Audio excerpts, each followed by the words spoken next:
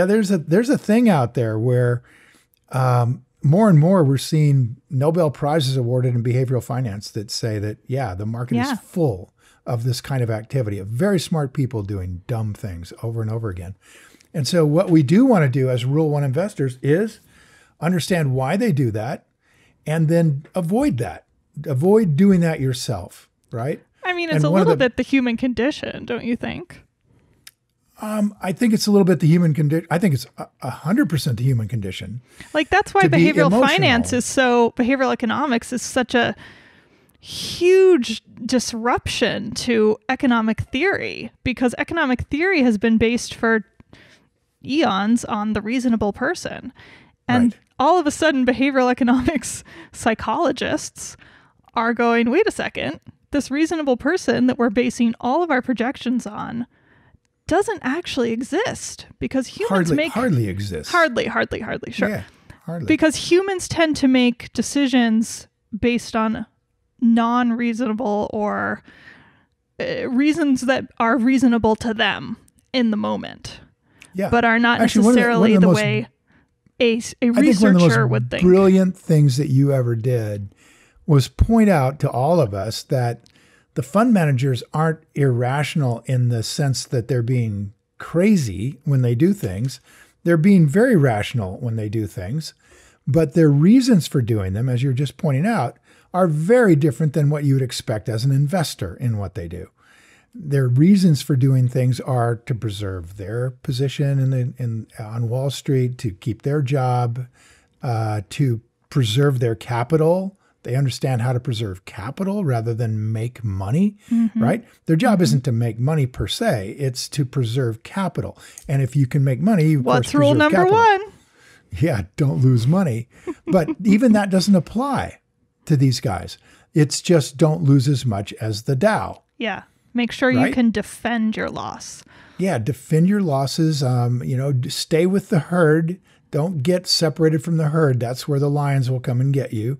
Yeah. Those things become fundamental paradigms of Wall Street, and people don't understand that. And what is so brilliant about when you discovered that or realized it is that I still have never seen anybody discuss that. Not to this day. Not any behavioral economist. No one is pointing out that the incentives on Wall Street, well, maybe with the exception of Jason Zweig, in the Wall Street Journal, who's on top of a lot of this, is pointing out that the incentives on Wall Street drive these guys to do what would be considered irrational in the long term. Yeah. And that's why the market gets so crazy from time to time. So yeah, I thought that was really pretty brilliant when you came up with that. Well, thank you. Thank you. All right, next one. I mean, it's a huge part of startup work, frankly, incentive theory and making sure that you understand why everybody's doing what everybody's doing. So it comes very naturally to me. And I think maybe that's why that's so interesting to me in my investing choices as well. My investing research, I should say. Yeah. So when Charlie says, we want to know why they do it, they've never discussed that why, right? Wait, say that again. When Charlie says... Well, Charlie's wanting to say we're looking at people who are doing dumb things and want to know why. Well, they've never discussed, and to my knowledge, that their peer group, the people who are managing money out there, are doing irrational things because it's in their benefit to do so. In other words, it's not irrational.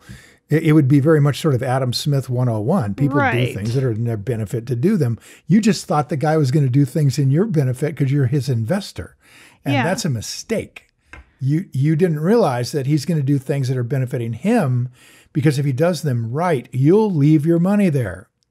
And this is what they've learned. And I think they're also thinking, why are people buying and selling a certain company, a certain stock? Why, if this stock just had some bad news and the news is temporary, why are all these people selling all of a sudden? Sure. And making the price go down. Same exact theme. Same exact theme. Exactly. Yeah. So, but that's how they've made their money for 40 years. So that's the kind of thing I think they're thinking of, like, why are all these people selling? They're smart. They're not dumb. So why are they selling? And do they have different reasons than we might think are important? And if they do, then that turns out to be a great opportunity. It's fascinating. It really is. I don't think I've ever heard Warren and Charlie say, these guys are doing this stuff because they get paid. I don't think they've ever said that. They're always talking about how maybe Charlie in his most outspoken moment is going to call them witch doctors and faith healers because they're operating on a set of theories that are completely BS, flat earth stuff. But the reality of it is that there's quite a lot that goes on that's quite rational if you're a fund manager. Yeah. It's not rational as an investor, but it's very rational as a fund manager. You want to keep your job and keep your assets. Yeah. All right. Yeah. Next okay. one more. One more. Last one. Really? Oh, darn. All right. These are great. We can do more next time. Okay. You need patience, discipline, and an agility to take losses and adversity without going crazy. Read it to me again. You patience. Right. You need patience, discipline, and an agility to take losses and adversity without going crazy. Patience, discipline, agility. Agility, the ability, the willingness to adjust when you're taking losses and going through adversity. I mean, that's a heck of a lot of qualities. Jeez Louise. Oh, that's all you need. Well, essentially what he's saying is be ready for the companies you own to go down 50% and be cool about it. That's all. Yeah, those are the quote losses.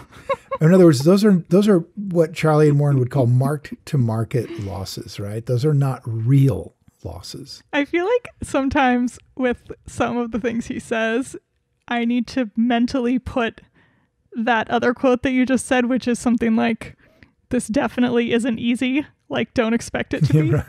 Right.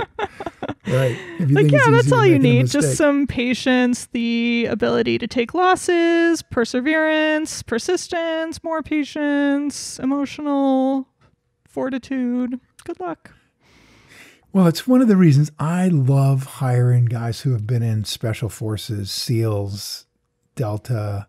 They have the ability to take adversity and stay really rational. It's a super difficult thing. You're 100% right.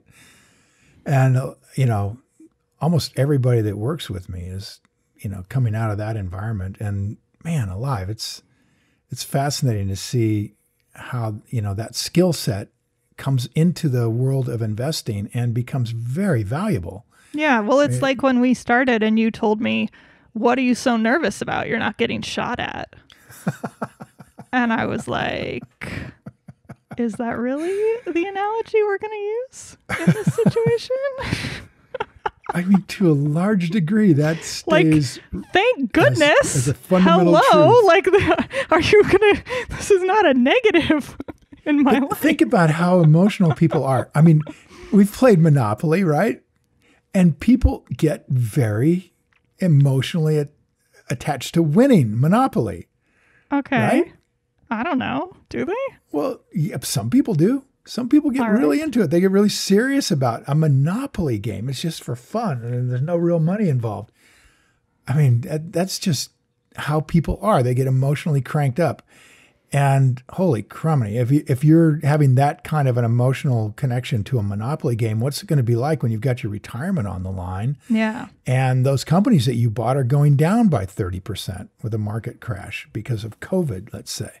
Yeah. How do you handle that? Yeah, it's very difficult, I think. Right? Well, I think it's damn near impossible unless you have a strong, rational understanding of why you own those businesses, which most people don't have. I mean, there's 75 million people out there investing in indexes and mutual funds.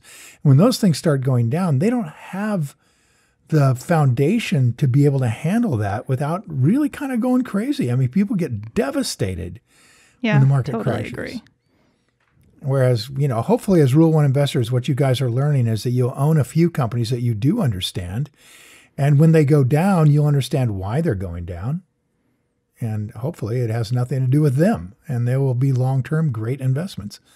And then you can just sleep well and buy more while it's sitting down there.